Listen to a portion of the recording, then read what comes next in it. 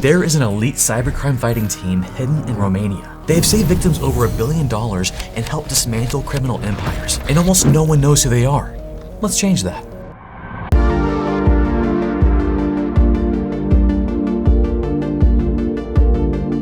Our journey starts here, Bitdefender HQ. Inside this building are the members of the Draco team, I think. Can you tell me who's on the team? No. That's for safety reasons, we'll talk more about that later. But what they do is... We lurk on the dark web. We look at dark markets, for instance, malware analysis, cryptocurrency investigations. This decryption tool stopped $1 billion from being paid to the criminals. They infected the computer of the girlfriend of one of our most talented penetration testers. Huge mistake. We're gonna dive into all that, but the most interesting and probably concerning thing I learned is when I asked them this: do you feel like you're winning the war with cybercrime? We're definitely not stopping it. We're definitely not derailing it. Now what Alex just said right there is terrifying. And this is one of the biggest things I learned from talking with Bitdefender. AI scams are everywhere. Deepfakes, phishing attacks, and you can't tell. They're getting too good. But later in the video, Bitdefender's showing me how they're fighting fire with fire. They're using their own AI to waste scammers' time, to detect deepfakes. It's seriously impressive, you don't want to miss it. But for now, get your coffee ready. Let's dive into the world of the Draco team. Now the reason we're here, Bitdefender HQ, is because every member of the Draco team works for Bitdefender. And that's important to know because they are real malware researchers, real forensics experts that by day help keep individuals and businesses safe. But by night, they volunteer to hunt down cybercriminals, fight cybercrime. It's like the Avengers without the enthusiasm. So just like Batman and Superman, they need a day job to help cover their after-hours crime-fighting activities. And that's the role Bitdefender plays. They also flew us out there and sponsored this video. So thank you, Bitdefender. Now this is Alex. My name is Alex Kosovei, and I'm the Chief Security Strategist for Bitdefender. He works with the Draco team. I think he might be the Samuel L. Jackson in this scenario. But again, he refused to tell me who is on the team because keeping their identity secret is crucial. They have made plenty of enemies who would love to know who they are. That's why the members don't make public the fact that they are involved into this. So they keep it confidential. But what have they done to make all these cybercriminals so upset with them? They infected the computer of the girlfriend of one of our most talented penetration testers. Now this story is crazy for two reasons. First, I love the motivation. The guy's girlfriend got hacked and he's like, you know what, we're coming after you. Now that's not always the case. Sometimes law enforcement reaches out to us to ask for assistance. Now number two, working with law enforcement is painful and slow. Criminals move fast. They see you coming, they close down shop, they change tactics, and the Draco team has to wait months for law enforcement to catch up. And they have to be patient, but in this case, they didn't want to be. And they found a genius way to take down these criminals. Now, disclaimer, they're not vigilantes, they're not Batman. They can't break the law. So instead of breaking down the doors, they found a way to break the criminals' trust. Welcome to Cybercriminal Enterprise 101, Ransomware as a Service. Ransomware as a service operates like a franchise, kind of like McDonald's. With McDonald's, you have corporate who handles branding, distribution, burger recipes, and then you have the franchisees, the people who buy into it and run the actual restaurants. There was a core group that was building the infrastructure, that was coding the malware and improving the malware. And then you have the affiliates, who, like the franchisees, make sure the product is distributed to the masses, or the infections are delivered to the user's computers. And they split the money, like 30% goes to the core group, the developers, 70% goes to the affiliates. Now hold on, what money? Well, you see, this infection they're putting on these computers, it's ransomware. Ransomware is malicious software that will grab the files on your computer. It will lock them up to where you can't access the files, and you have to pay a ransom to the affiliates to get it decrypted or unlocked. But criminals are kind of paranoid, right? Not just anyone can become an affiliate, they have to be vetted, trusted. I heard there was even cases where they were performing tests with a lie detector, so they make sure that they're not hiring an undercover police officer.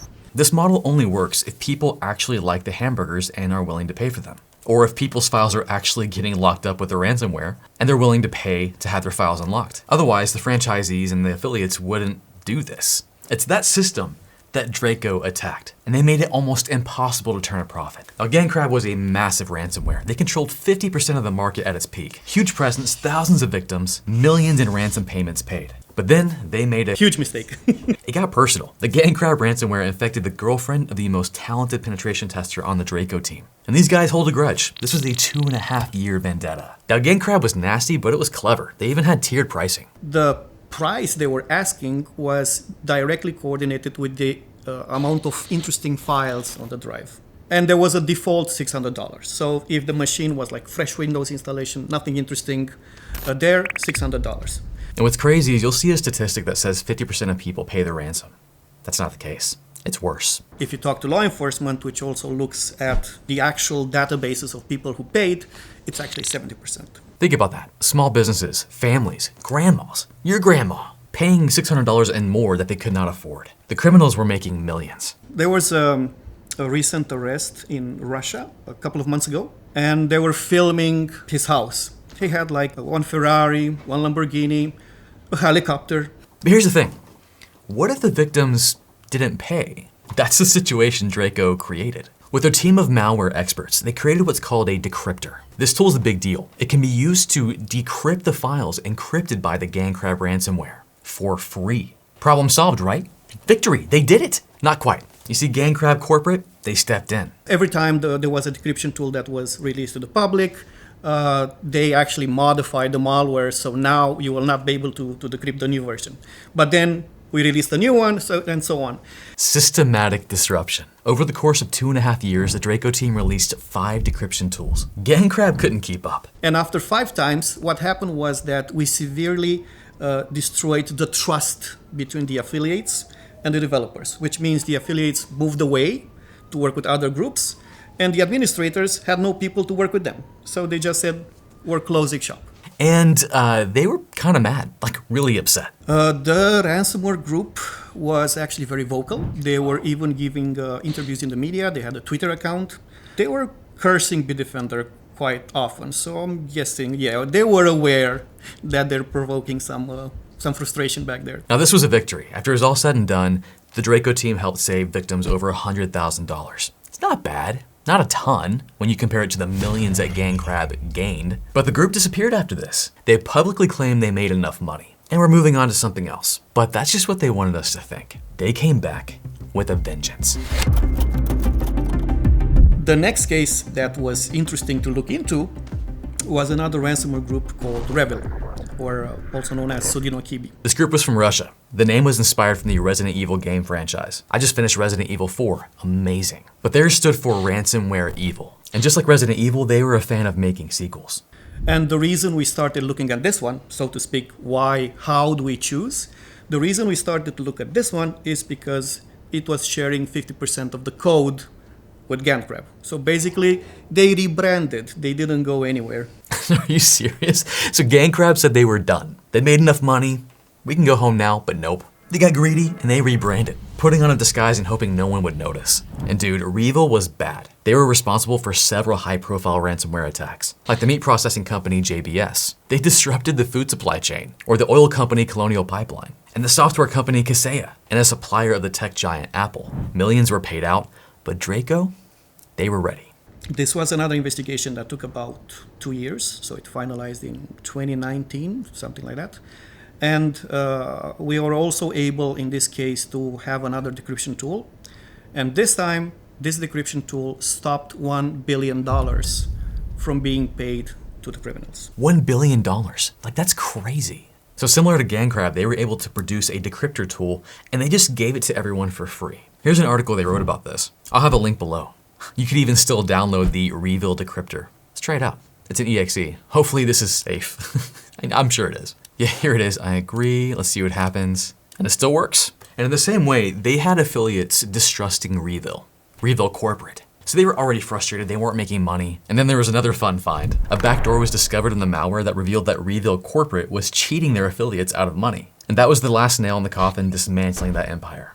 Doesn't that get you hyped? I mean, that's so stinking cool. Now, it took 4.5 years, but they helped take these guys down. And not just take them down, they helped so many people, saving over $1 billion. Now, getting back to the article, this guy who wrote it, I got to meet. Let's zoom into his face. Bogdan. Actually, he's right here. My name is Bogdan Botezatu. I'm a director of threat research at Bitdefender. This interview was awesome. We're going to dive deep into that here in a moment. But for me, it was the time I had with Bogdan outside of the interview, when we went out for a few drinks and we're just sitting there chatting, getting real. We talked about these situations, the victims of GandCrab and REvil, and other ransomware. And we're sitting across from each other and he's got tears in his eyes, telling me the stories. This guy, he's passionate about this. And it's not just him, it's the other people at Bitdefender, it's the members of the Draco team. Being there, I got to feel it. It's real. These guys are superheroes. But are we winning? Are we stopping ransomware? I mean, we're definitely not stopping it. We're definitely not derailing it. But putting a dent, yeah, I would say that's the fair. So no, we're putting a dent in it, but it's still a huge criminal enterprise. They're still raking in money. And the Draco team proved something important. We can fight back. But of course the criminals aren't giving up. When the Draco team comes at them, takes them down, they change tactics. And ransomware is just one front in this war. Because now the criminals are using AI. Cybercriminals can now easily integrate AI into everything they're doing, which means they can move very fast, adapt like you would not believe. And it's not just that, it's leveled the playing field. But because being a cybercriminal, it's not easy. You have to have skills, elite skills. But with AI, that's not the case anymore. What AI brought to the table for the criminals was that it completely eliminated the gap between a junior developer and a senior developer. So they can actually move faster, they can write better code. So we obviously have to do the same thing on this side. Now here's what the criminals are using AI for right now. Here's a quick hit list. They can now use AI to generate better written phishing scams. They can improve code. So the phishing scams that are happening right now, the text and the emails and the calls you're getting, the grammar's perfect. And it's personal, like they know things about you. You have to really sit there and go, huh? These things are really hard to spot. I asked Razvan, the director of innovation at Bitdefender, like what the scariest thing is for him right now, and he said this. So the more confident they get, the more money they lose, because the education and the information on spotting scams is lacking, and people are becoming more confident, but AI and hackers are becoming better. So that's really worrying for me, you know? No matter how good you think you are, even if you're a tech expert, you can be fooled. Like, I know I can be tricked. Before they'll even look at me. Can you transfer me a couple hundred? Just for ID, not payment or anything. I don't know who else to call. I promise I'll pay you back first thing tomorrow. Hey, it's me. Don't try anything. But I'm never letting my guard down. And then we have this stuff. Just last year, we had over 1 million of these ads detected by us at Bitdefender. YouTube channels get hacked. We get that stream jacking situation, hijacking live streams with AI celebrities, Elon Musk Bitcoin scams flooding Facebook as sponsored posts. Most people cannot tell they're fake. And voice cloning, that's scary. We have seen voice cloning for scams, especially for scams that are trying to mimic your family members or friends. It only takes 8 seconds of your voice to clone it. Imagine that if your mom gets a call from someone that sounds just like you. Hey, I'm in trouble, I need money now. Think about how much of your voice is already out there. Like, I'm cooked. But voicemail, social media, Zoom calls. And on top of that, you bring AI and you do all these elaborate scams. It's a nightmare. This is not going anywhere good. So here's the thing. We're kind of in an AI arms race right now. Traditional defenses do not work. Grammar checks, template detection, they don't work. Criminals adapt too fast. So how are we fighting back? AI. I didn't know this, but Bitdefender built an entire AI defense team. You know, to fight fire with fire. Again, here's Razvan, the director of innovation at Bitdefender, and he showed me some absolutely insane stuff. So this is a Elon Musk video. I just dropped like 150 milligram edible, and I'm feeling zooted. I'm about to design like 30 new space cars and get us to Mars. Basically, you can either upload a file or send a link for the most popular platforms out there. This is also specifically aimed at manipulating people. Okay, so we have the analysis result. Yeah, it's a high confidence because most of the audio is manipulated, yeah. So here we have details on which segments are manipulated, what's the confidence level, and how many speakers. And also here you have the intent analysis. So basically, what are the indicators and detail analysis. So we know that the manipulated segments contains a repetition to emphasize the intoxicated impression and making sure people believe that's really Elon Musk getting high on some drugs and stuff like that, yeah. The first thing was deepfake detection. Now let's be honest, guys, it's getting pretty hard to tell. Like this one here from Elon Musk, it's been used to scam a ton of people. But with AI, they're able to now detect this. The first thing we look is, audio. We can see if it's a totally synthetic audio, if it's modified, like deepfaked. It's not just understanding why you're seeing a deepfake, but also the reason behind people showing you that deepfake. And they're doing something that not a lot of people are doing right now. They're not just analyzing to see if it's fake or a deepfake. They're analyzing intent. We're gonna show you the intent of the video. Satirical versus malicious, they can tell the difference. Let's say for a short period of time, you can say that you are 100% confident that you get every deepfake, but it doesn't last that much.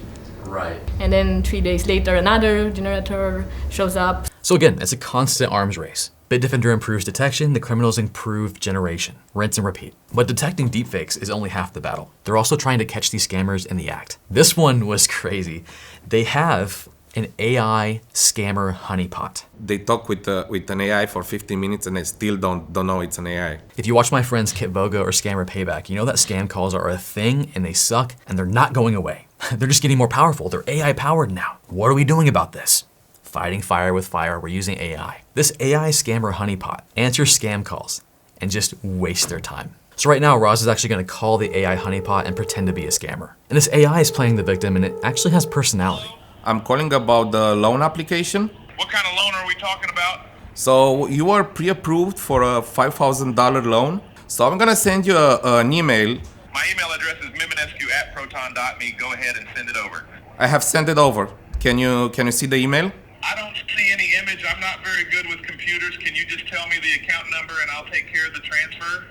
345-678-9821.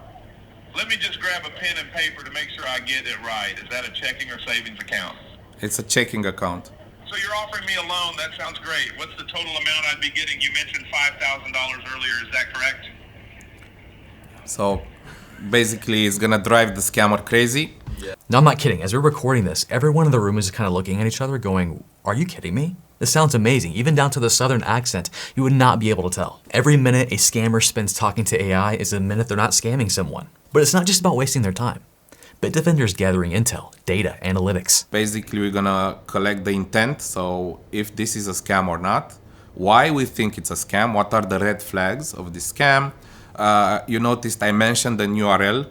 We're gonna catch that URL and we're gonna open it separately and analyze it also for additional information of a scam or malicious intent. They even found out that some scammers don't even know they're working for criminal enterprises. You have scammers that do not know they are working for a scamming enterprise. So I love this, but again, the criminals keep evolving. It keeps getting worse. Remember how I mentioned voice cloning earlier? That's just one piece of the puzzle. There are attacks scammers are running that are really hard to keep track of. Because yeah, we do have systems in place to kind of analyze and go, that's probably a scam. But they found a way, and it's called multi-platform scams. The next big thing is actually multi-touch point attack detection, because you now see scammers starting a scam on WhatsApp and continuing it on your browser and then switching it by phone. So here's how it works. First, a scammer calls you on WhatsApp and builds trust. Then they're like, hey, can you share your screen? They want to help you. The bank's caught on. They got smart. So they added obfuscation, that's a hard word to say. So your banking app only shows blank when you're screen sharing. That's awesome. But the scammers adapted. They said, you know what, don't do it on your phone, open it in your browser instead. Scammers say, okay, then just gonna tell the victim to go in a browser and open the banking interface there because there's nothing they can do. And this is hard to detect because there's nothing to detect, you know? You cannot detect a conversation or a scammer, sending some information on WhatsApp and then calling him and then sending an email. So each of these individual acts look innocent. They don't seem connected, but they are. That WhatsApp message seems normal. The phone call, chill. You do, from time to time, open your bank website. But these three things happening in a sequence, how do we track that and say, that's a scam? So the next big thing is actually having all these events and correlating them to detect a scam without actually seeing the scam, you know, just looking at the events. Bitdefender's got it. They're starting to learn the attack chain. They're studying it. They're constantly gathering intel on these situations and trying to develop patterns that they can see and then stop the scammer before they complete their job. Now I want to get back to the AI team they have there because I actually got to sit down with them and talk with them. These aren't regular IT people like you and me. These are actual machine learning engineers, people going for their PhD, and they are studying these deepfakes. They are developing their own models to be able to detect these things. And that does put me at ease a little bit, knowing that we have a team here doing that. But also, even they admit some things they can't detect. Are you guys ever tricked by AI?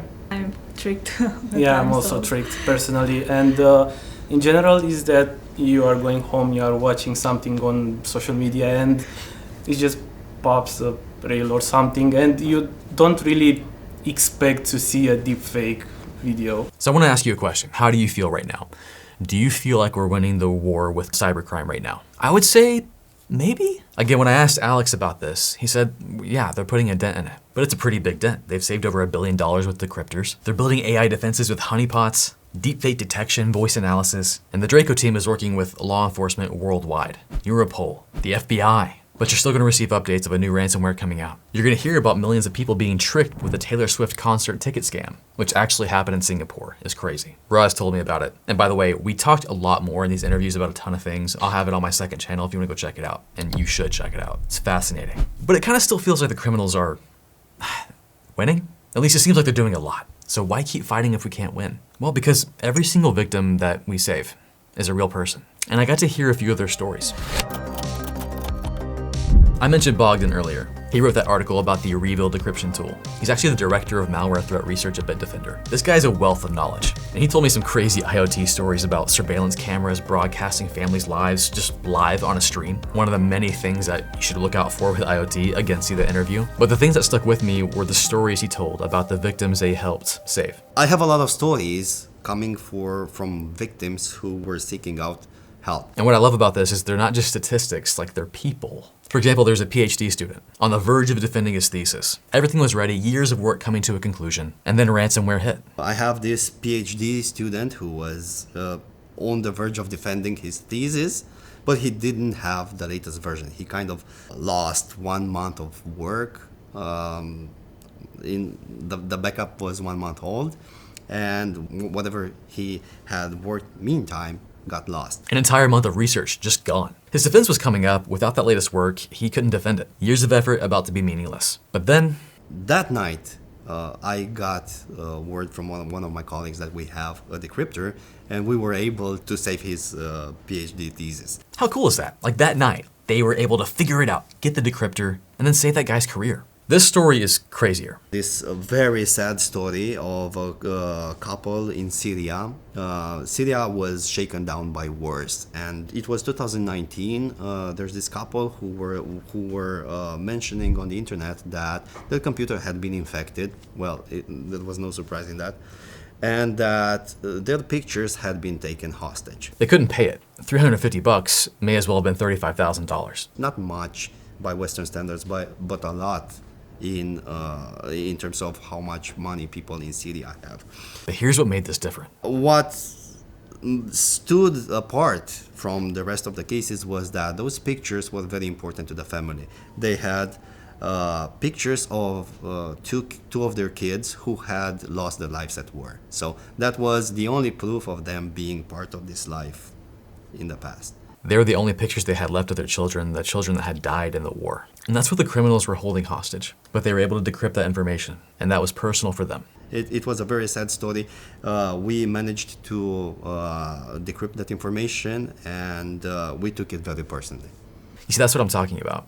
It's personal. Cybercrime is personal. As I was talking with Bogdan and Roz and Alex and hearing their stories about what they're doing with Bitdefender and then what the Draco team is doing after hours fighting cybercrime, it's not just about stopping malware. It's about that PhD student getting his degree, about that Syrian couple getting their memories back. It's about your grandma not losing her life savings to a voice scam. You have to do it perfectly every single day because, you know, your detections are the ones that make the difference between honey, I'm home, and honey, we just lost our life savings. Every single day, they're standing between normal people and complete digital devastation. I know it sounds kind of dramatic, but like that was the vibe when I was there. A lot of the people I talk with there have been at Bitdefender for over 10 years. They stay there because this is their mission. Bogdan told me this story. During COVID, hospitals were getting attacked. They had legacy systems running Windows 95, critical stuff, and these hospitals had like no cybersecurity budget, and they were getting hammered with ransomware. Bitdefender just like reached out proactively. And we reached out proactively to a couple of hospitals, provided security software for free, and also expertise and SOC monitoring for their businesses to make sure that the lights stay on and that people get treated in a timely manner. Free software, free monitoring, because people's lives depended on it. It wasn't a bottom line issue at that point. And I love what Bogdan said. I'm like, why do you and Bitdefender do all this? I believe that cybersecurity should be a fundamental human right. just like the right to liberty and the right to critical thinking. It shouldn't be conditioned by money, but once you realize how much the digital life has impact on your physical life, people understand that you need to secure your digital life to enjoy your physical life. Don't you love that? I love that so much. Cybersecurity is a human right. That's right. So much of our lives are digital now. That's just how it is. And then I asked Bogdan the same question I asked Alex in the beginning. Are we winning this war? Well, we're still here, right? Yeah. We're still here. I like that. So here we are kind of at the end of the video, and I don't know about you, but I'm hyped. I'm like, let's go. Let's fight some cybercrime. And you might be wondering, hey, how can I join something like the Draco team? I asked them that. Here's what they said. Yeah, well, first of all, you need to work for Bitdefender. that'll be the first. No, I mean, there are other companies out there which have similar teams. So it's not like we invented the hot water or anything. So each company has some sort of team that's working with law enforcement. They have their own cool names. Ours is Draco. But yeah, so you need to work for Bitdefender. And second, you need to want to do this. And then you reach out to one of the members. So once you talk to one of the members, there's going to be like a meeting or a discussion. And then it's up to you, like what you want to do. If you want to do malware analysis, sure, there's plenty of malware that's involved into law enforcement investigations that you can look at. Cryptocurrency investigations, sure, there's a lot of crypto you can look at, no problem. Botnets, forensics, anything. So yeah, go work for Bitdefender. But seriously, it was awesome going out to Romania to visit Bitdefender and learn about what they do. Me and my team are extremely grateful that we got to see everything we did, learning, and get to know these people. Anyways, that's all I got. I'll catch you guys next time.